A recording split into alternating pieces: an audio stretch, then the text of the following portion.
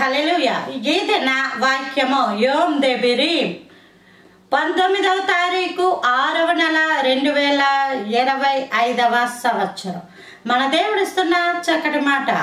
మీకా గ్రంథము 3వ అధ్యాయం 8వ వచనం.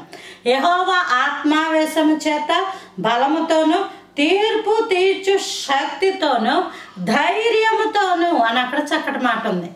ఈ ధైర్యము ఎవరిని బట్టి?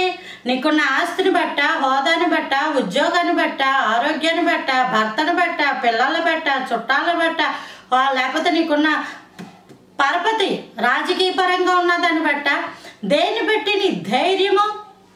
నువ్వు దేన్ని బట్టి ధైర్యాన్ని పొందుతున్నావో అది శాశ్వత కాలమే. నీ ఉద్యోగం కావచ్చు, నీ జీతం కావచ్చు, ధనం కావచ్చు, బంగారం కావచ్చు, లేదా నీకున్న ఏదైనా శరీర సంబంధమైనది ఏదైనా, అది కుటుంబమే కావచ్చు, ఏదైనప్పటికీ దాని వలన నువ్వు ధైర్యం పొందుతున్నావంటే నువ్వు ధైర్యం పొందుతున్న దానికి ఒకటి ఎక్స్పైరీ డేట్ అన్నది ఉన్నది. ఆస్తి కానీ, ధనం కానీ, ఆరోగ్యం కానీ, చుట్టాలు కానీ, బంధువులు కానీ, కుటుంబం కానీ, దేనికైనా కొంతకాలం తర్వాత అది ఉండదు. అదే నువ్వు దేవుని బట్టి ధైర్యం పొందితే, ఈ శరీరంలో ఉన్నప్పుడే కదా, ఆత్మలో ఉన్నప్పుడు కూడా దేవుడే నీకు ధైర్యం. హల్లెలూయా. ఈ ధైర్యము ఎప్పటికీ తరిగిపోదు, ఎప్పటికీ అయిపోదు. కొంతకాలానికి ఈ ధైర్యం అయిపోయిందండి అన్నది ఉండదు. నీ భక్తి నీకు ధైర్యం పుట్టిస్తుంది. ఇది ఎలా వస్తుంది అంటే భక్తిని బట్టి వస్తుంది. భక్తిలో ప్రాముఖ్యమైన అంశం ఏంటంటే దేవుణ్ణి ఆరాధించడం, స్తుతించడం, వాక్యం చదవడం, అవన్నీ. మరొక ప్రాముఖ్యమైన అంశం ఏంటంటే ఈ లోక మాలిన్యమును అంటించుకోకుండా బ్రతకాలి.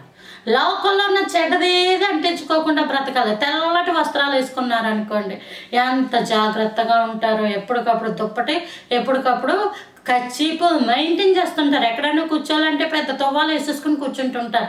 రోడ్డు మీద వెళ్తున్నప్పుడు కూడా చాలా ఒబ్బిడిగా జాగ్రత్తగా అడుగులో అడుగేసి వెళ్తూ ఉంటుంటారు. ఎందుకు? ఎక్కడ చిన్న మరక అంటుకున్నా క్లియర్గా కనబడిపోద్దని. అలాగే నీ ఆత్మీయ జీవితం తెల్లగా పరిచిన బట్ట వలె ఉండాలి.